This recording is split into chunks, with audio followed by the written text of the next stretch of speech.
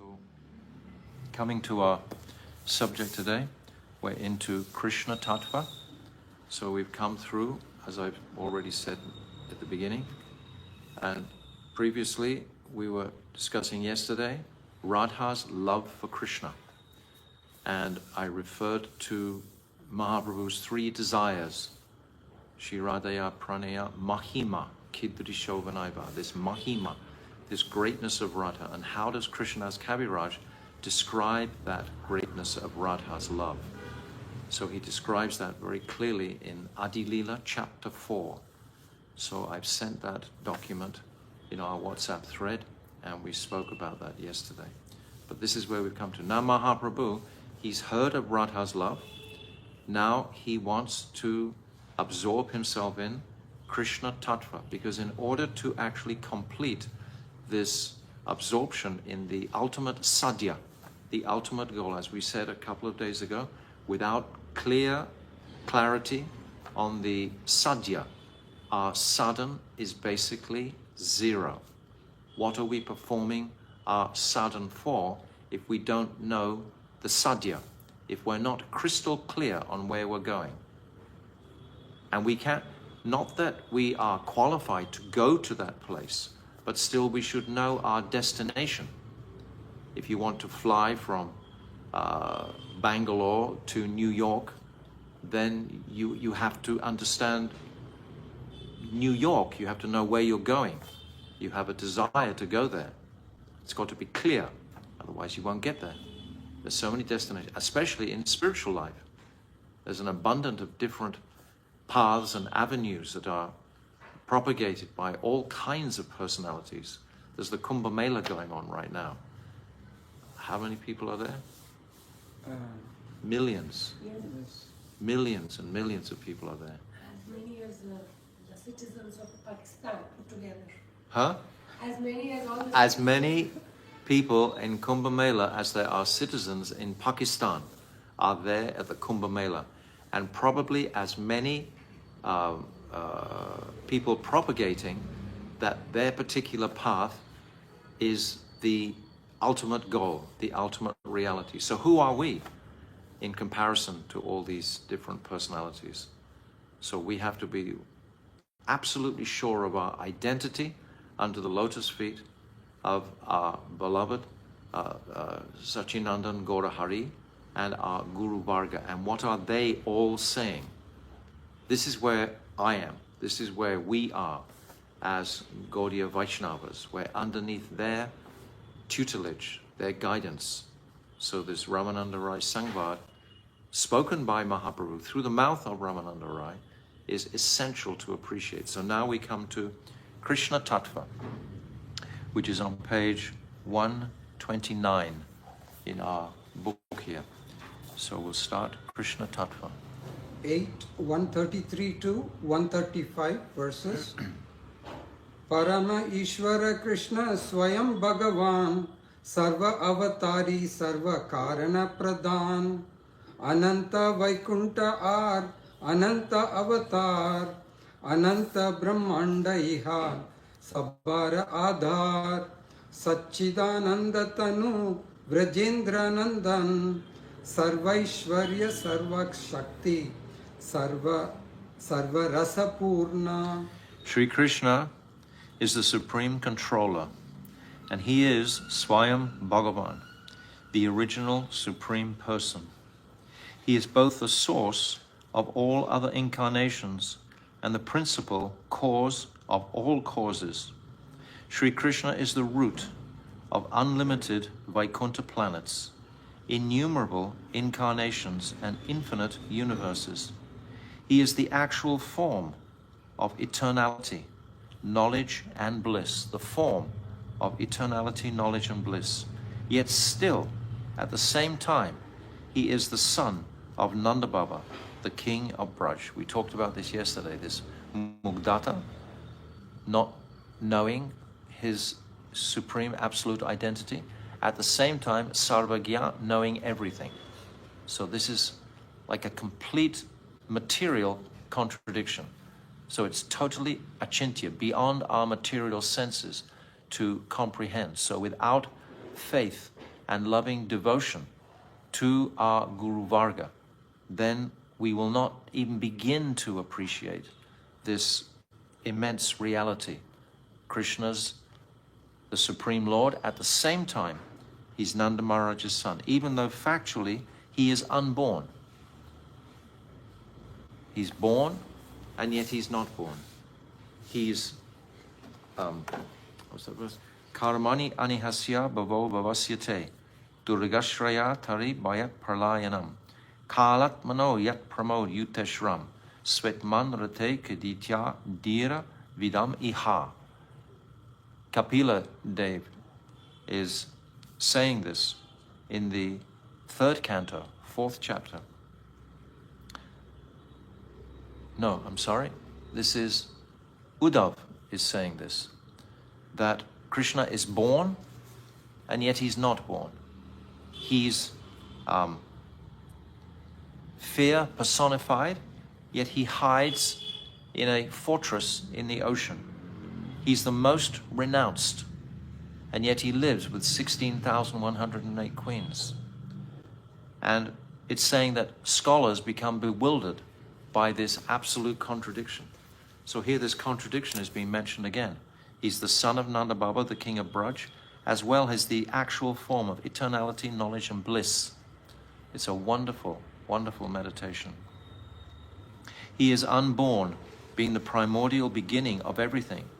Not only does Nanda Baba feel, I am Krishna's father, but Sri Krishna also maintains the eternal self-conception, I am Nanda and Yashoda's son.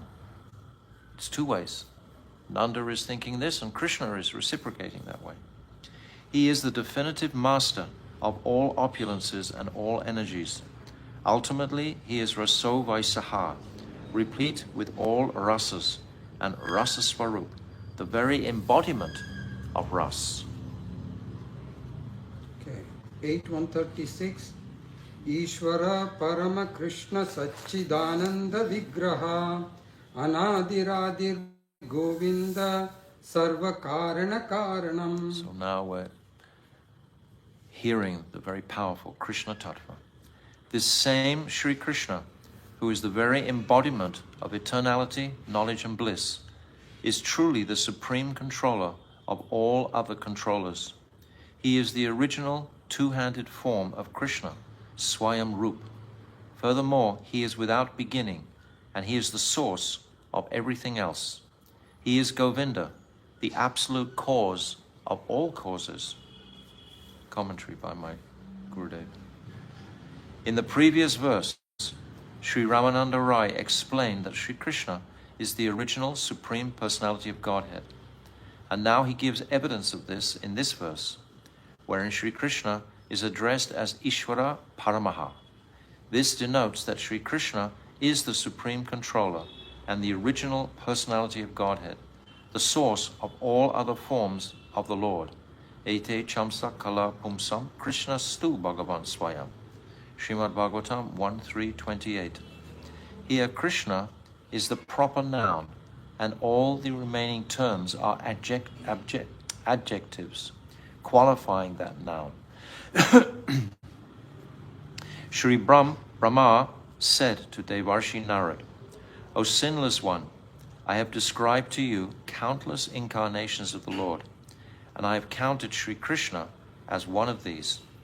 However, no one should think that Sri Krishna is another incarnation of these three Purusha avatars. Sri Krishna is the source of all other incarnations, including even Sri Ram and Sri Nrsimha. Therefore, it is clear that only Sri Krishna is Swayam Bhagavan, or the original Supreme Person. This is confirmed in the Sri Krishna Sandarbha, Anucheda 82, text 36.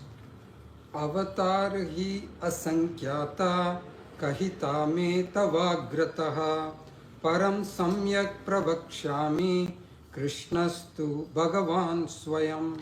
Now that I have described the innumerable incarnations of Godhead to you, I shall tell you that Sri Krishna is the original form of Bhagavan. Now, the commentary.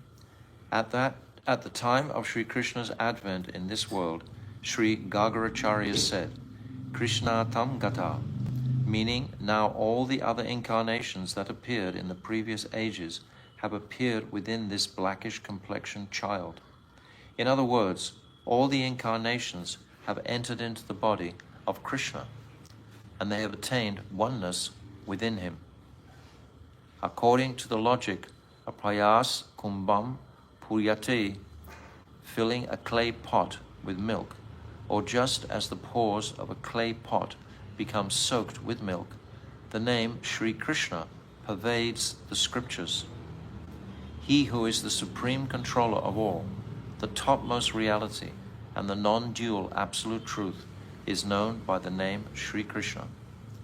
In the conversation between Sri Narad and Kushadvaj that is included in the Prabhash Khand of the Mahabharata and the Padma Purana, Sri Krishna himself declares, Nam Nam Mukayatamam Nama Krishnakyam Me Parantapa. O Arjuna, subduer of enemies, of all my names, the most prominent is Krishna. Here in this verse under discussion, Ishvara Parama Krishna, Sri Brahma glorifies Sri Krishna by the name Govinda, who is none other than Sri Krishna himself. He who maintains the cows, gopas and gopis, as well as all the other residents of Braj, is Sri Govinda. His special characteristic is being the Indra, or Lord of the cows. In the context of the verse, the etymology of the word Krishna is as follows. Krishir bhuvachaka shabdo nascha nivritti vachakaha tayor aikyam param brahma Krishna yit abhidhiyate. Mahabharata Udogya Parva 71:4. This verse is related to Krishna. The verbal root krish indicates all that exists, bhu, or sata vachaka, and na indicates his blissful nature, ananda vachaka, or he who generates an attraction towards himself that negates attraction to everything else, nivritti vachaka. Regarding the worship of Sri Krishna, the Gautameya Tantra, one of the Sattvata Tantras, Vaishnava scriptures, says, Krishi sabdasya sattarto naschandana swarupakaha sukha rupo bhavedatma bhavanandamayastataha. The word Krishi indicates existence or truth, and Na refers to the embodiment of natural bliss. The combined meaning is one whose existence is characterized by bliss, or one who attracts all and bestows bliss upon them. This is Krsna Tattva. He is Sri Krishna, the embodiment of happiness, and he who is full of the topmost bliss. Sadaiva Somya Idama Gramasat. This means, O Somya, O gentle one, before the creation was manifest, there was only Sat Swarup, Bhagavan, he whose form is eternal. He is a storehouse of total bliss. The Vasudeva Upanishad also tells us, Devaki Nandano Nikilam Anandayat. The son of Devaki, Sri Krishna, makes all moving and non-moving entities blissful. Sri Krishna alone is Para Brahman, the absolute truth. Srimad Bhagavatam 7.10.48 states that Sri Krishna is the absolute truth, appearing undercover as a human being. Gudam Param Brahma Manusya Lingam. The Gopal Tapani Upanishad also states, Yoso Parama Brahm. Lord Gopal is the supreme truth.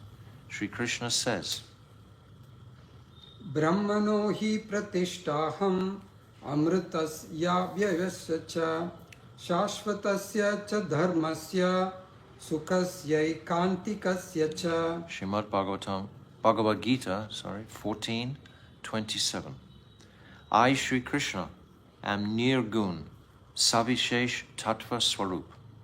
My form is possessed of all transcendental qualities, while devoid of even a scent of matter. It is I who am the shelter or source of the Brahmajyoti, the Brahman effulgence, which is the topmost goal of all impersonalists.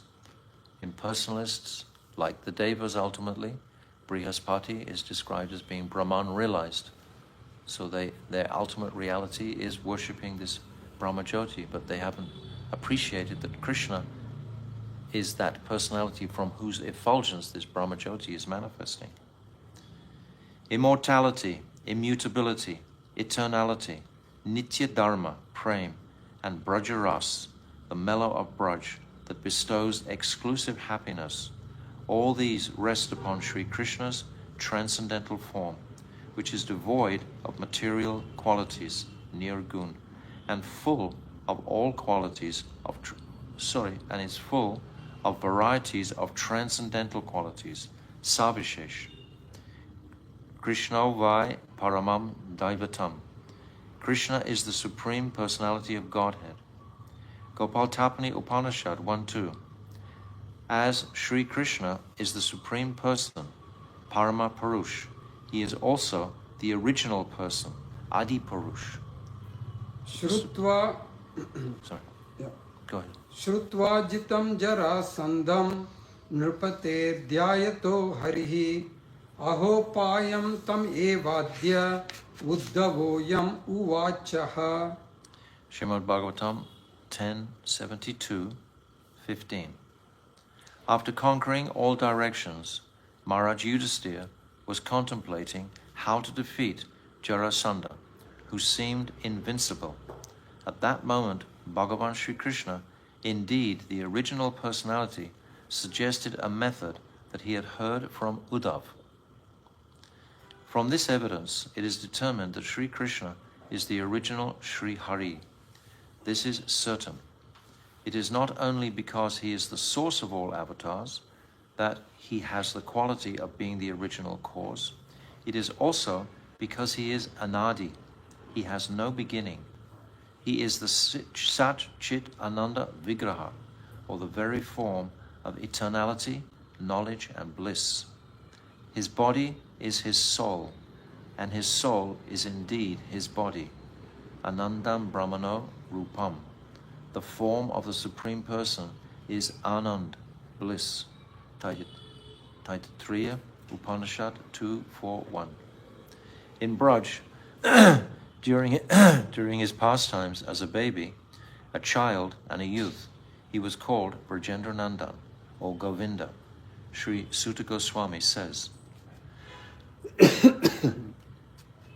Sri Krishna Krishna Saka Vrishni Rishabhavani Drug Rajanya Vamsha Dahanan Anapavarga Virya Govinda Gopavanita Braja Britya Gita Tirtha Shrava Shravana Mangala Pahi Brityan. Srimad Bhagavatam 12:11-25.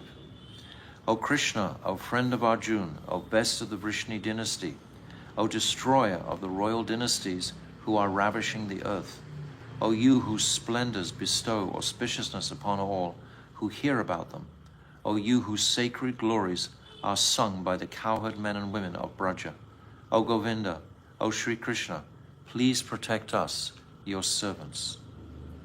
The 10th canto of Srimad Bhagavatam, 10:27-20, states that while ceremonially bathing Sri Krishna, the Surabhi cow addressed him as Govinda and said, Tvam na Indro Jagatpate.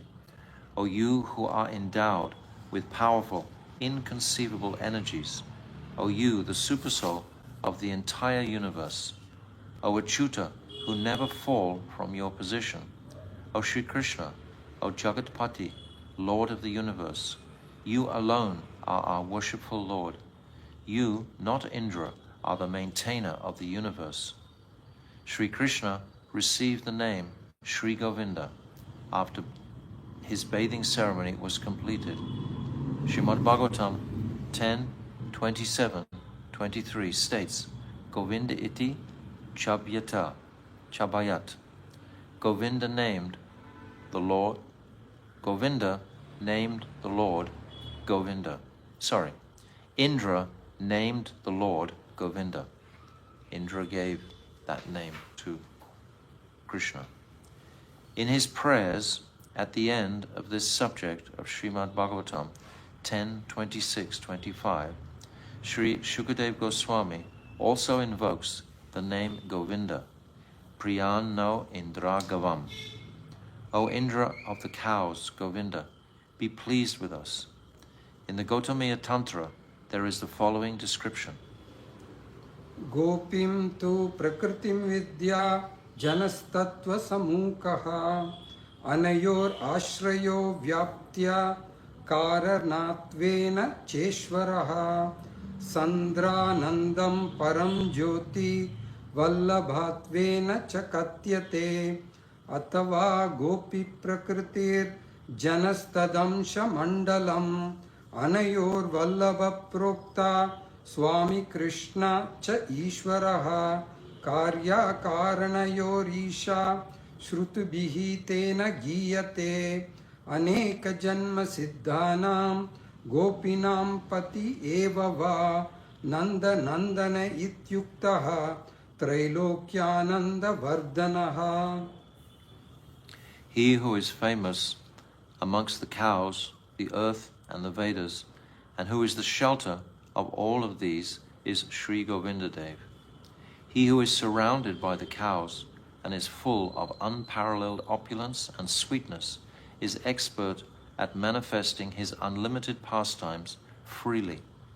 He who is famous in all the worlds and in the Vedas, who always stays in Nanda Gokul, and whose dark complexion is the color of fresh rain clouds, enchants the minds of the residents of Braja.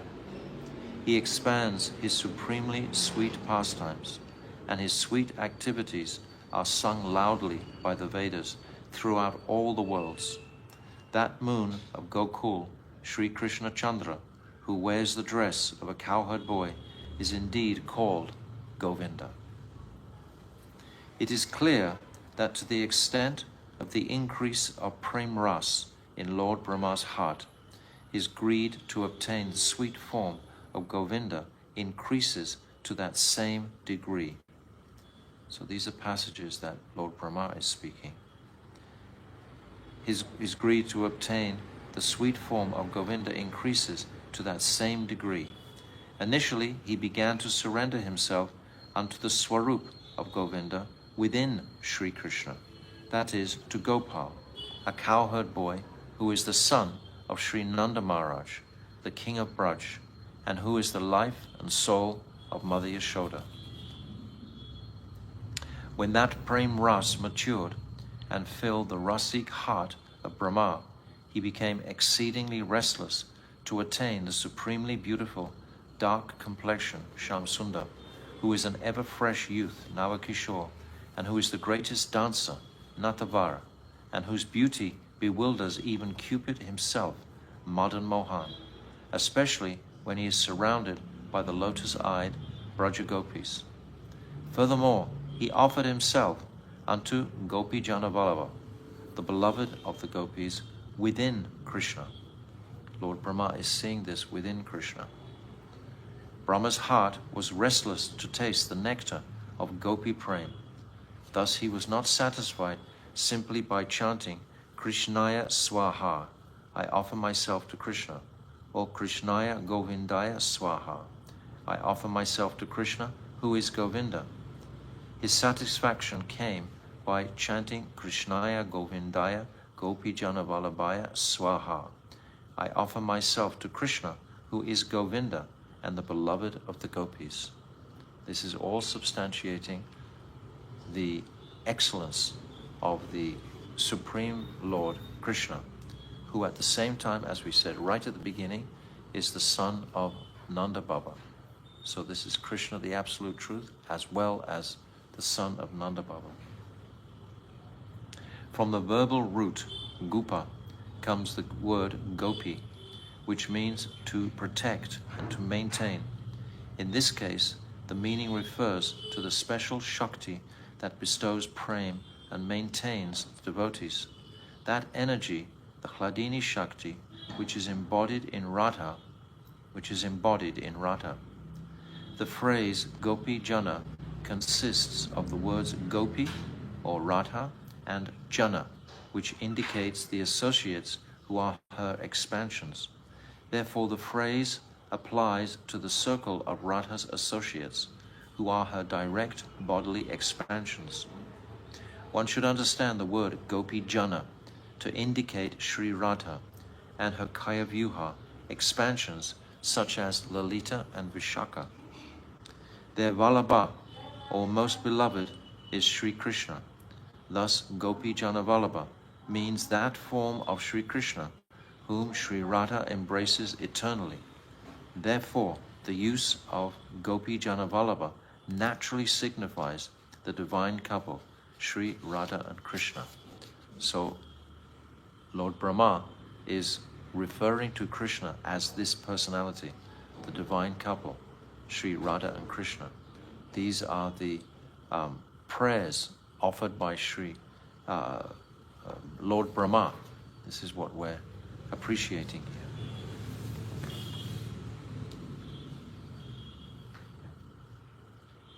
137 and 138. Vrindavane aprakrita navina madana kama gayatri kama bije yara upasana purusha yoshit kibhastavara jangama sarva chitta karshaka shakshat manmata madana. In Vrindavan, Sri Krishna is the ever-fresh, transcendental Cupid. He is worshipped by the calm Gayatri and the calm Bij, the seed, sound, vibration, kling. He attracts the hearts of all living entities, male and female, moving and non-moving alike. And he is directly the very attractor of Cupid himself. So we'll stop here for today, and we'll continue on Monday. We won't be doing tomorrow, but we'll continue with this Krsna Tattva tomorrow. So this is very extensive, this Krsna Tattva. It's very deep, very significant. Just one comment here. So this Kama Gayatri was originally given by Krishna, Lord Krishna to Lord Brahma, which even today we are Yes.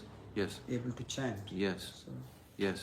So this Brahma Gayatri, as Bilvamangala Prabhu is mentioning, has originally come from the sound vibration of Krishna's flute.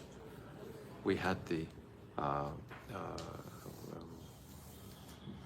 Gopi Jana Vallabha Swaha. This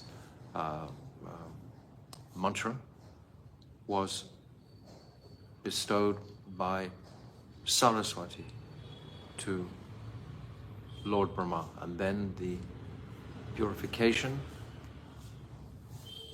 enabled Lord Brahma to receive the sound vibration of Krishna's flute in the form of the Kam Bij Gayatri mantra, which we chant today. This Kam Bij mantra is coming from that transcendental realm, that sound vibration. So we'll discuss more of this on Monday.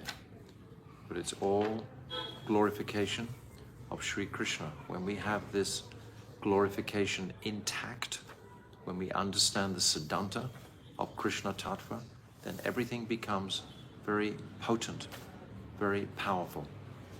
It's fixed firmly on solid ground, because what's going to come next is Radha Tattva, and then Vilas Tattva. So we have to have this platform very much secure to place the palace of Ras on that foundation. So on Monday, we'll continue. Shri Ramananda Rai Sangbad Ki Jai. Gaur Premanande Hari Hari Bol.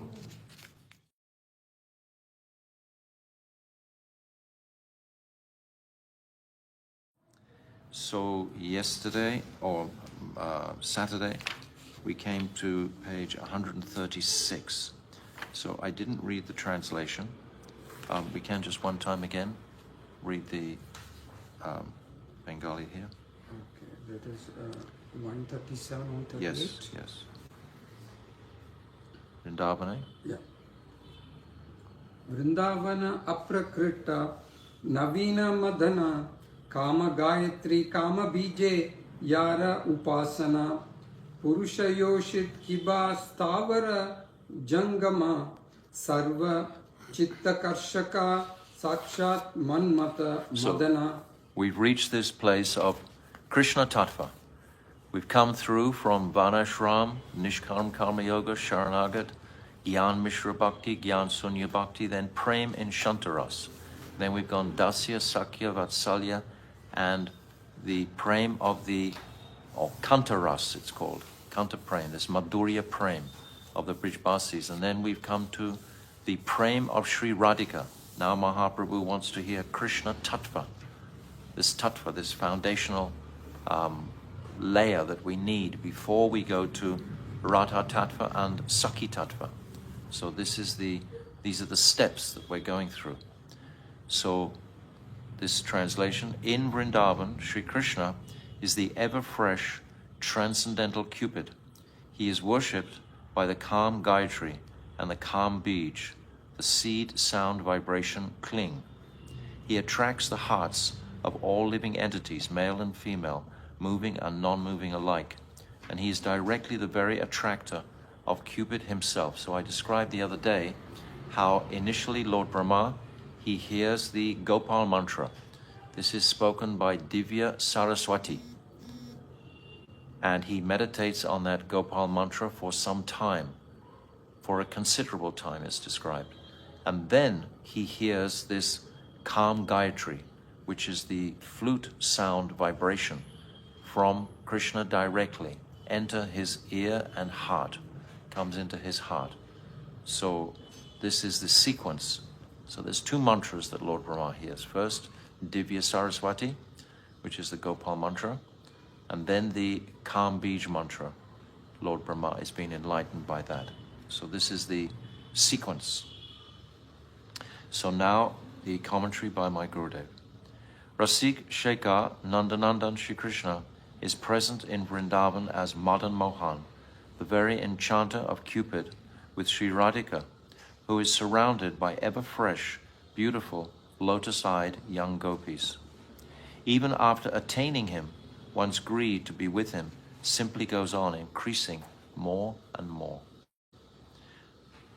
His beauty and sweetness are realized every second in eternally new ways, every second. For this reason, he is the transcendental, ever-fresh Cupid, Aprakat Navina Madan. In the hearts of those who worship him as Cupid, a very powerful spiritual amorous love, calm, awakens, and a type of madness ensues. Divyan Mad, it's called. His ever-fresh, modern form is beyond material nature. The ordinary Cupid only operates in this material world, inciting attraction towards the flesh.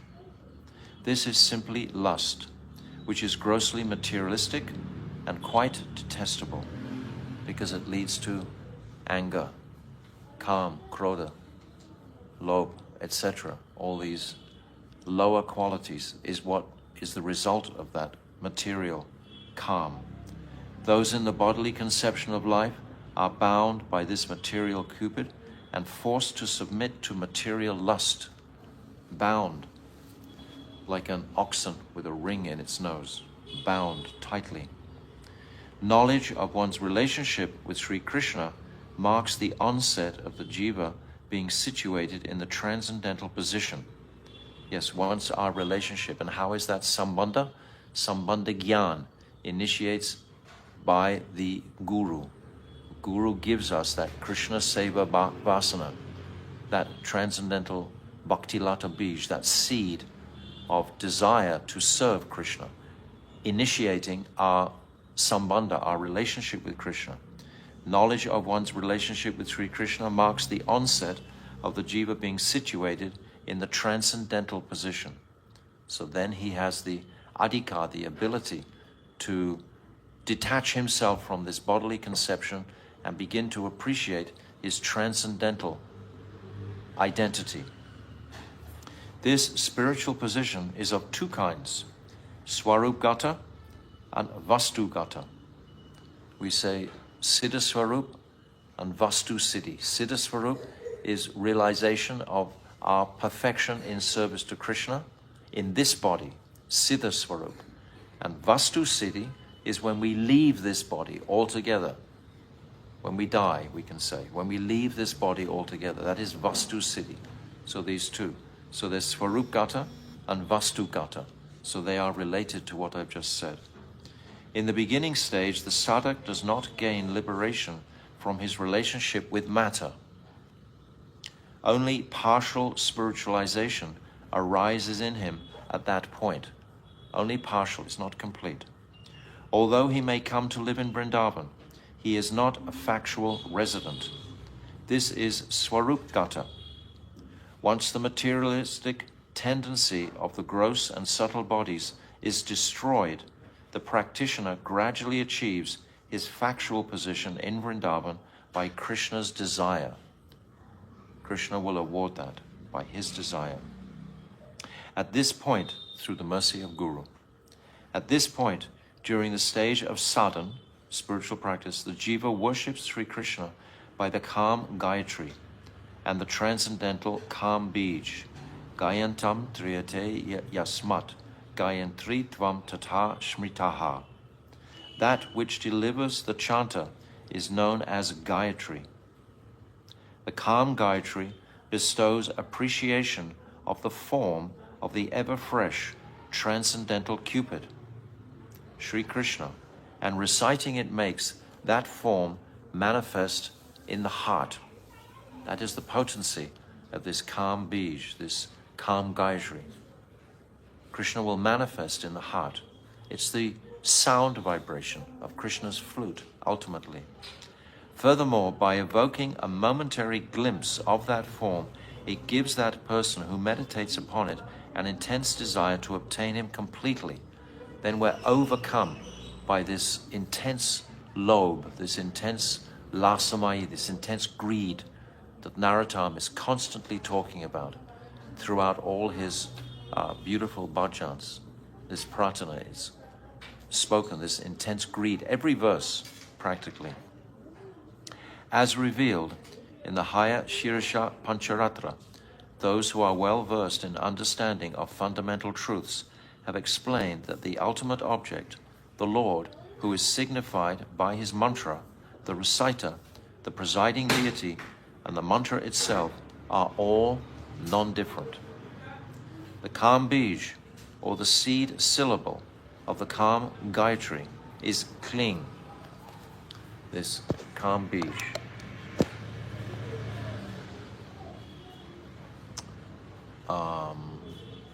Is Kling. Just as the Kam Gayatri is the Rasatmaka Swarup, the form that is full of rasa, of the ordinary Vedic Gayatri. I'll read this again. The Kam Bij, or the seed syllable of the Kam Gayatri, is Kling.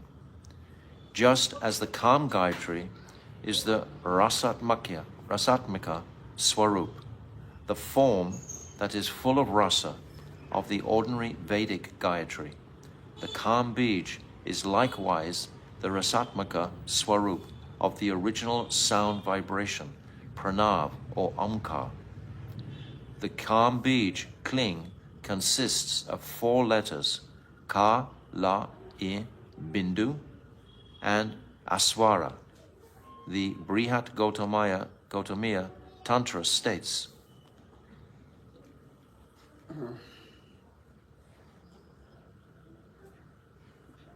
Kakara Purushat Krishna Satchidananda Vigraha Ikara Prakriti Radha Nitya Vrindavaneshwari Laschanandatmakam Prema Sukam Tayocha Kirtitam Chumbana Ananda Madhuryam Nada Bindu Samirita. The letter Ka Sri Krishna, the Supreme Person, whose body is composed of eternality, knowledge, and bliss. So this is the letter Ka. The letter I designates the supreme power and the eternal presiding goddess of Vrindavan, Vrindavaneshwari, Sri Radha. The letter La indicates the bliss of Sri Radha and Krishna, and the Nada Bindu, that's the dot, suggests the Madhurya that comes from the happiness of their kissing together. So this is the description of the Kam Bij, the Kam Gayatri mantra, but specifically cling. Thus, the Kam Gayatri, composed of 24.5 syllables, is the very form of Sri Krishna. Everything is there. This mantra makes the whole universe restless to attain love for Sri Krishna. From the verbal root kam, to desire, the word kam is derived. Kam is the object that one desires. Kamadev is the name of Madan Mohan Sri Krishna, the ever-fresh transcendental Cupid, who is endowed with beauty, sweetness, and all divine qualities such as Vaidagdhya, cleverness. As the emperor of all embodiment of amorous love, he attracts the minds of all. This is the nature of Krishna. There are 25 syllables in the Kam Gayatri. Ka, Ma, Da, Va, Ya, Vi, Dam, He, Pu, Spa, Ba, Na, Ya, Di, Ma, Hi, Ta, No, Na, Nanga, Pra, Cho, Da, Ya, and Ta. The syllable Ya in the word Kamadevya, the last syllable, is considered a half syllable. The four aspects of Krishna, the holy name, the mantra, his body or deity form, and his Swarup nature, are non-different from him and from each other, all the same. Every syllable of the Kam Gayatri represents one of the moons within his form. One of these 24 moons is manifest upon every one of his limbs. His 10 fingernails and 10 toenails are 20 of these moons. 2 are his cheeks. One whole moon corresponds to his entire face. Another is the drop of musk decorating his chin, and the half moon is Krishna's forehead. So 25.5 moons it's described. The 10 fingernails, the 10 toenails, the 2 cheeks, that makes 22. The musk dot is 23. What's that? Forehead. And his whole face is 24. So it's 24.5 syllables. It's saying there are 25 syllables, right? But there are 24.5 moons. And the half moon is his forehead. Moved by a feeling of doubt and unable to discover the half syllable of the Kam Gayatri, Sri Vishwanath Chakravarti Thakur went to the bank of Radhakund to give up his life.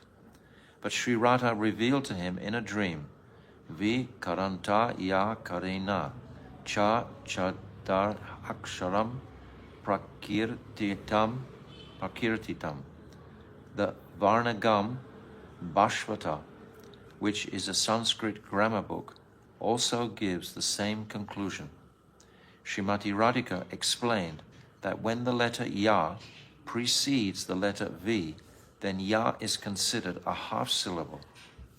It is stated in this book that except for the letter Ya that precedes the letter V, all other syllables are complete and are considered full moons. Vayanta Ya Karo, Ridaksham Lalita, Lalata, Radhe Chandra Bimba, Tad Itaram, Purna Ksharam, Purna Chandra Iti. The forehead of Sri Krishna is the half moon, the half syllable. Sri Shyamasundar, who churns even the mind of Cupid, attracts the hearts of the entire world with his astonishingly beautiful attire. So this is Krsna Tattva that we're hearing. Actually, this is all described in another place. We're going to see it in this Sangbad. It'll be described directly. Go ahead. Maduram maduram vapurasya vibho maduram maduram vadanam maduram madhugandhi smridu smitam yetadaho maduram maduram maduram maduram. Sri Krishna Karnamrita 92. The composer of Sri Krishna Karnamrita, Sri Bilvamangala Thakur, says, the body is unlimited. The body of unlimited Sri Krishna is exceedingly sweet. Atop this body, his moon-like face is even sweeter. Upon his face, his soft and mild smile and fragrant breath are even sweeter than the sweetest. Everything about Sri Krishna is sweet, sweet, sweet. This person, who is the ultimate extent of sweetness, completely blossoms when he is with Sri Radha. When Sri Krishna disappeared from the Ras Leela, leaving the gopis behind, they became distressed in separation and lamented. Sri Shukadev achieved oneness of mood, tadatmya, with these gopis and said, Tasam avirabhuj chaurihi smayamana mukhambujaha pitambaradhara sragvi sakshan manmata manmata. Shukadev Goswami is calling Krishna Chaudi. This is like Soli from the Vrishni dynasty or the Yadu dynasty in Mathura, because he's unhappy that Krishna disappeared. When Sri Krishna again appeared before the beautiful ladies of Braj, he was wearing, because Shukadev became Tadatma, achieved oneness with the gopis, this mood of intense desire and separation from Krishna. When Sri Krishna again appeared before the beautiful ladies of Braj, he was wearing a yellow cloth. He was also wearing a garland made of blossoming forest flowers, and upon his lotus face was a sweet smile. Indeed, the beauty of such a form bewilders the mind of even Cupid, who agitates the minds of all beings. So this was his manifestation in front of the gopis after they had just sung their Gopi Geet, their final verse when they're praying. What's that? Yatte sujata charanam buruham saneshu, when they're lamenting that Krishna is walking on the forest path and won't his feet be pricked by the needle-sharp stones and grains on the path. This is how the gopis, their hearts are completely crying for Krishna so desperately.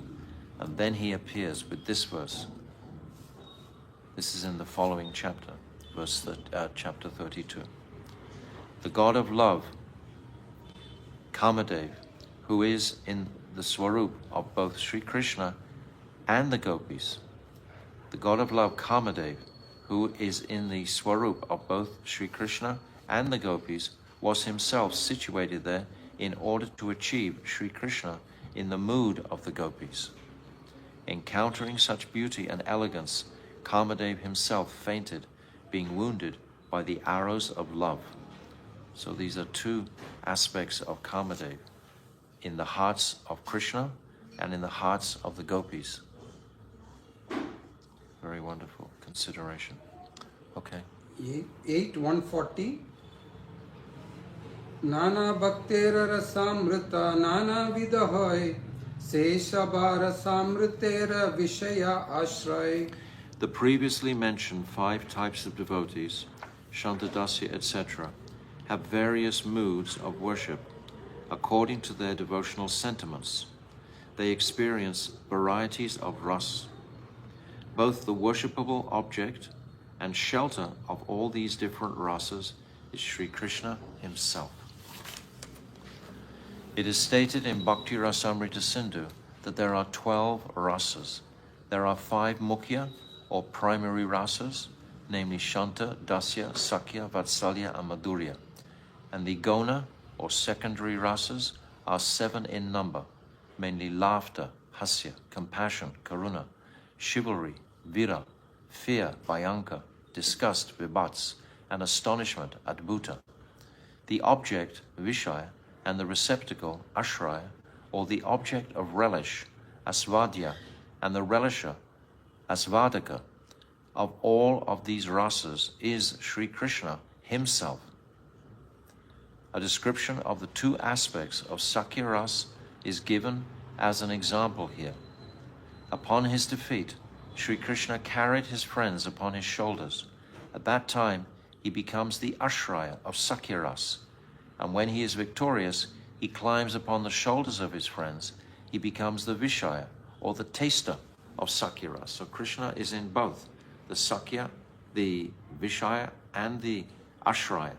In these pastimes, he's the object and the subject of ras. So this is what it was described in the previous paragraph, that he's both the ashvadya and the ashvadaka, the relish, the object of relish, and the relisher itself. Okay. 141. Akhila rasamrita murti prasrmara ruchi ruddha taraka palihi kalita shama lalito radha preyan vidurjayati. Bhakti Rasamrita Sindhu 111. All glories to him, the complete embodiment of all nectarian loving mellows, rasas, who by the diffusion of his bodily effulgence kept both the gopis named Taraka and Pali most subjugated, who also controlled Lalita and Shyamsaki, who is the most beloved of Sri Radha. This verse presents 3 adjectives, establishing that Sri Krishna is the sole object of all rasas. Sri Krishna, the epitome of all nectarian ras, is the only one who tastes the ras of Sri Radha, she who surpasses everyone in quality, sweetness, and cleverness. Furthermore, he is the supreme and exclusive enjoyer of all the gopis, who are the receptacles of love. He controls them all, including Swapaksh Lalita, Vipaksh Taraka, and Chandravali, and Surit Paksh Shamala, and Tatasta Paksh Bhadrapali. So in other words, Krishna is the taster of all these Shaktis, only Krishna. So he is that Akila Rasamrita Murti. He is that supreme person. This is what we're describing.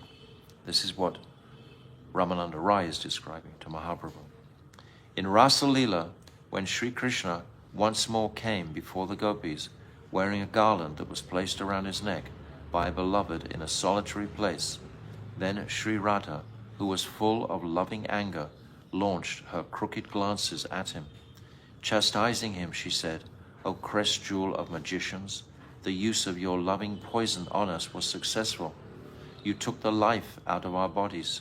Have you come back to burn us on the funeral pyre?" Sri Radhika is the crest jewel of all of Sri Krishna's beloveds. She is full of crookedness that arises from her honey-sweet affection for Sri Krishna, Madhu Sneha. Thus, she is full of the feeling that Sri Krishna is mine. Situated on the next level, beneath Radha, in loving affairs, are Shyama, Lalita, and Taraka. The other gopis, such as Palika, are on the 3rd level. So these are the different Shaktis emanating from Sri Radha, and Krishna is the sole object of affection and attraction for all of them. 142. Sringara Rasaraj Maya Murti Dhara Ateva Atma Paryanta Sarva Chittahara. Of all the various rasas, the amorous mellow, Sringara Ras, is the topmost. We said before how sometimes Madhurya Ras can be used in a general term, in the sense that Madhya Yashoda is in Madhurya Ras. The Sakhas are in Madhurya Ras. those servants of Krishna are also in Madhurya Ras. It can be used in a general term, but Sringara Ras is specifically for the gopis and Krishna. So Sringara Ras is the topmost. This Ras is the emperor of all transcendental mellows, and Sri Krishna is the embodiment and the king of this mellow. This form of Sri Krishna is all attractive, even to himself. Go ahead. Okay. 143. Vishvesham anuranjanena janayan anandam indivaram shreni shamala komalair upanayan anger angotsavam anangotsavam swachandam vraja sundari bir abhita pratyangam alingitaha Sringara Saki Murtiman Iva Madhav Mugdho Hari Kriditi You see Kridati. how blessedly fortunate we are. Today is the Tirabhav of Jayadev Goswami, and now within our reading is this beautiful verse from Gita Govinda 148 to appreciate Jayadev Goswami's moods and sentiments. O Saki, in this spring season, Sri Hari has become amorous love, incarnate, and intoxicated by this ras, is enjoying loving pastimes. With the limbs of his body, which are softer, darker, and more beautiful than a blue lotus, he begins the festival of love. With ever-increasing ardor, he is satisfying the gopis' unbridled passion, far in excess of their expectations, and having taken on an aggressive mood, the beautiful Braja maidens are fully and unrestrainedly embracing each and every limb of his body. This is Jayadev Goswami's moods at this time. Only a few personalities are writing about Krishna's Leela in this way. Vachaspati, Chandidas, and Jayadev Goswami. These are the books, and Bilvamangala Thakur. These are the books that Mahaprabhu would like to hear in glorification of Krishna. Mahaprabhu, being in the mood and kanti of Sri Radhika, would relish these descriptions, especially Kavi Kanpur's, Karanamrita. This is all glorification of Krishna. So as the mood of Radhika, he is relishing that, hearing the glorification of Sri Krishna. This verse establishes that Sri Krishna is the very personification of the amorous mellow of Sringara. So Jayadev Goswami had not been recipient of Chaitanya Mahaprabhu's teachings, basically giving us the full understanding of who is Sri Radhika through the Manjaris, through Rupa Goswami. So Jayadev Goswami wasn't recipient to that. So therefore he's glorifying Krishna principally. That's why he couldn't write this verse, Smaragarala Kandanam, that we were quoting before, because his Ishtadev is Krishna, not Radhika. So Krishna putting his head at the lotus feet of Sri Radhika, how can Jayadev Goswami begin to write that verse? He can't. Krishna has to come himself, as we heard, and write that very verse. Understand the intricacies of these loving appreciations of Radha and Krishna's Leela prior to Mahaprabhu. After Mahaprabhu, then it can be comprehended that Sri Radhika, this Shakti, is actually controlling the Shaktiman. This Rati is Samartha Rati.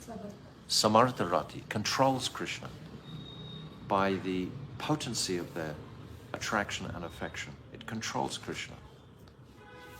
We've said many times that initially Krishna was not that there is a beginning, but still Rupa Goswami describes that the initial attraction came from Radhika to Krishna, and Krishna reciprocated with Radha. But Jayadeva Goswami is writing with a different mood because he hasn't been influenced by the teachings of Chaitanya Mahaprabhu, who has come to give us Sri Radhika. So understand, what are the gifts of Mahaprabhu? They're extraordinary, exceptional. This verse establishes that Sri Krishna is the very personification of the amorous mellow of Sringara Ras. But now we're going to go beyond this ultimately in the next phase of Radha Tattva. But yes. 8.144 Lakshmi Kantadi Avatarera Hare Mana Lakshmi Adinari Ganera Kare Akarshana. Sri Narayan, who is the beloved of Lakshmi and all the incarnations of Bhagavan, as well as Lakshmi and all the other female energies of these incarnations, all are attracted to Sri Krishna. So this is Krsna Tattva. Krishna attracts the hearts of Bhuma Purush, Mahavishnu, Purush avatars, Sri Narayan, Lakshmi, and all others. 8.145 Dvijatmaja me yuvayor didrakshuna mayo panita bhuvi dharma guptaye kala tirnav avanir bharasuran hatveha bhuyaha tvare yatam antime. Srimad Bhagavatam 10, 89, 58, right at the end of the 10th canto. The Bhuma Purush, Lord Mahavishnu, said to Sri Krishna, O Sri Krishna, who possesses all potency, O Arjun, only to see both of you did I bring the sons of the Brahman to my abode. You have appeared with your plenary portion to take away the burden of the earth and to protect religion. After removing the burden of the earth by killing the demons, please quickly return. Discussed here is an event that occurred in Dwarka, when a Brahmana's newborn son died as soon as that child touched the earth. Taking up his son's dead body, the Brahmana placed it on the doorway of the royal palace and said, without a doubt, because of the bad behavior of this greedy, licentious, materialistic king, who is envious of the Brahmanas, my son has died. O king, who is coarse and violent, and whose senses are uncontrolled, a king, who is coarse and violent, and whose senses are uncontrolled, ensures that his subjects will always remain poor and unhappy. So the Brahman is criticizing Krishna. The 8 sons of the Brahmana died successively in the same manner. The Brahmana placed all the bodies of his dead sons at the palace gate. Previously, in Dwapara Yuga, the governments were completely responsible for the welfare of all the citizens, totally. Even their life and death, they were expected to be responsible, held responsible for. What a contrast that we have today in Kali Yuga. When the 9th of his sons died, Arjuna, who was standing near Bhagavan, Sri Krishna said, O Brahman, is there no Kshatriya here in Dwarka who carries a bow? This time I will protect your son. The Brahmana replied, if my sons could not be protected by Bhagavan Sri Krishna and Balaram, then what can you do? Arjuna said, my name is Arjun, and the name of my bow is Gandiva. After I fight with Yamaraj, the god of death, I will protect your son. When the time came for the Brahmana's wife to have the next son, the Brahmana sent word to Arjun, who arrived there, and by his barrage of arrows formed a complete cage around the maternity house. At the time of birth, the Brahman's son cried and cried until suddenly the child completely disappeared from the maternity room. By the strength of his mystic power, Arjuna went to many planets looking for the child. When he could not find him anywhere, he prepared to give up his life by entering fire and immolating himself. Witnessing this, Bhagavan said to Arjuna, come with me, I will show you all the sons of the Brahmana. Both Arjuna and Sri Krishna mounted the chariot, crossed the 7 islands and 7 mountain ranges of this universe.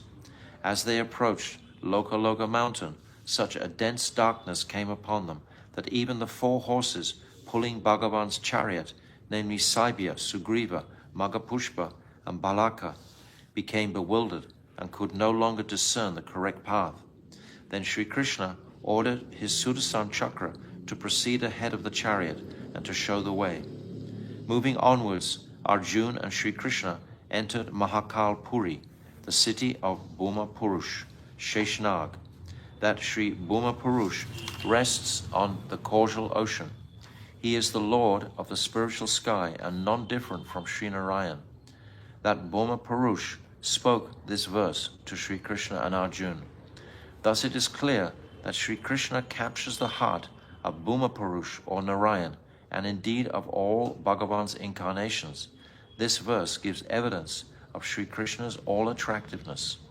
The next verses presents further evidence of this. So these sons, 9 of them altogether, were returned by Krishna and Arjuna in Dwarka. Of course, the sons had already grown up by the time they were returned to their Brahman father, but then the Brahman again placed his full faith in Bhagavan Sri Krishna and of course Arjuna. So now this verse. 146 Kasyanu bhavosya nadeva vidmahe tavangrirenu sparasadikaraha yadvancha srir lalancharatapo vihaya kaman suchiram dritavrata. So this is from Srimad Bhagavatam 10:16-35. Who could be greater than Sri Krishna Bhagavan? This is Krsna Tattva. Than someone who can go beyond these material coverings to the very abode of Mahavishnu. Who could be greater than this? The wives of the serpent Kaliya said, O Bhagavan, we cannot understand which sadhana this Kaliya serpent had performed that awarded him with the qualification to receive the dust of your lotus feet on his head. To attain the dust of your feet is so rare that even Lakshmi, who is your wife, performed severe austerities in a very regulated manner, giving up all types of pleasures for a very long time at Bailvan. Lakshmi Devi is still there at Bailvan, trying to enter into Braj to perform the Ras Leela with Krishna. Just one point. You can feel how much disappointment Arjuna would have experienced after going and meeting, clearing the entire universe, and then when he was deputed to take the queens out of the Dwaraka. So he was defeated by some cowherd men. Cowherd men were in fact Krishna, in disguise, retrieving his eternal consorts, his wives. But at the same time, for Leela's sake, Arjuna was defeated at that time, and how despondent he must have felt. Even his Gandiva bow was not operating. So all of these remarkable, beautiful pastimes. In essence, Lakshmi was so attracted by the beauty of Sri Krishna that she left behind the enjoyment of intimate association with her husband, Sri Narayan, in favor of performing very severe austerities to avail herself of Sri Krishna's association. Yet even so, she still did not achieve the qualification to touch his lotus feet. She could only attain a faint glimmer or shadow of his association by becoming a fine golden line upon Sri Shyamasundara's chest. So all these are supportive of Brajendra Nandan Shyam Sundar being the Supreme Lord, not Lord Narayan.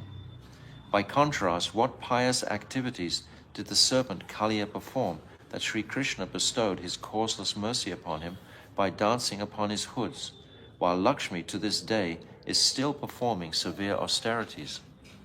When Sri Krishna inquired from Lakshmi the reason behind her austerities, she replied, I want to sport in Vrindavan with you, just like the gopis do, and receive a form like theirs. Bhagavan Sri Krishna said, Lakshmi, it will be most difficult for you to attain that. From this, it is clear that the beauty and sweetness of Sri Krishna stole the mind of even the wife of Sri Narayan. 147 Apana madhurye Hare apanar mana apana apani chahe karite alingana. The sweetness of Sri Shamsundar is so unparalleled that it enchants his own mind. Becoming bewildered, he even wants to embrace himself. So this is also described in Adi Lila chapter 4. Actually, it's described twice in the Chaitanya Charitamrita. Okay. 148. Aparikalita purvakas chamatkara kari spurati mama gariyani esha madhurya pura ayam aham api hanta prekshayam lubdha cheta sa rabasam upabhoktum kamaye radikeva. Lalita Madhav 8:34. Seeing his own sweetness reflected in a bejeweled pillar, Sri Krishna said, "How wonderful, how astonishing, and indescribable is my profound beauty, which is the cause of great wonderment. I am enchanted by this beauty, which is arousing the eager desire to embrace and enjoy myself, exactly like Srimati Radhika does." So this is all glorification of Krishna. This is Krsna Tattva. This whole chapter is so beautifully opening out the position of Krishna, his excellence, and his profound beauty, which steals even his own mind. This is the final conclusion from Lalita Madhav, from Rupa Goswami. It even steals the mind of Krishna. So Krishna, manifesting as that supreme Cupid, is able to bewilder the whole world. What to speak of the gopis? So this is the Krsna Tattva that Mahaprabhu wanted to hear, and Ramananda Rai has given us this in so many verses. So this is the conclusion of the Krsna Tattva, setting the extraordinary position of Sri Krishna, which, when we do that, then eclipsing that, Radhika's position even goes higher than that. So this is the beauty of this Rai Ramananda Sangbad.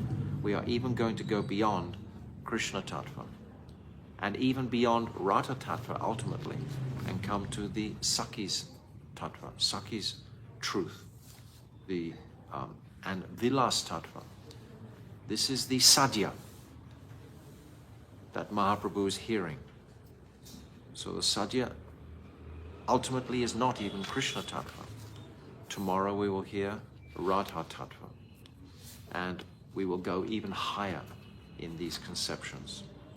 So these are to be appreciated. Don't strain yourself to understand these topics.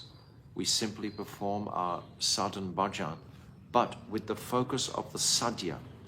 It's giving us the sadhya, what we want to appreciate more deeply, the goal that is attainable by the mercy of Mahaprabhu, by the mercy of Guru, by the mercy of Sri Krishna.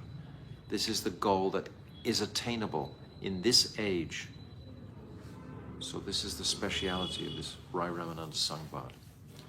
So Rai Ramananda Sangbad ki jai, Gaur Premanandi, Hari Hari Bol.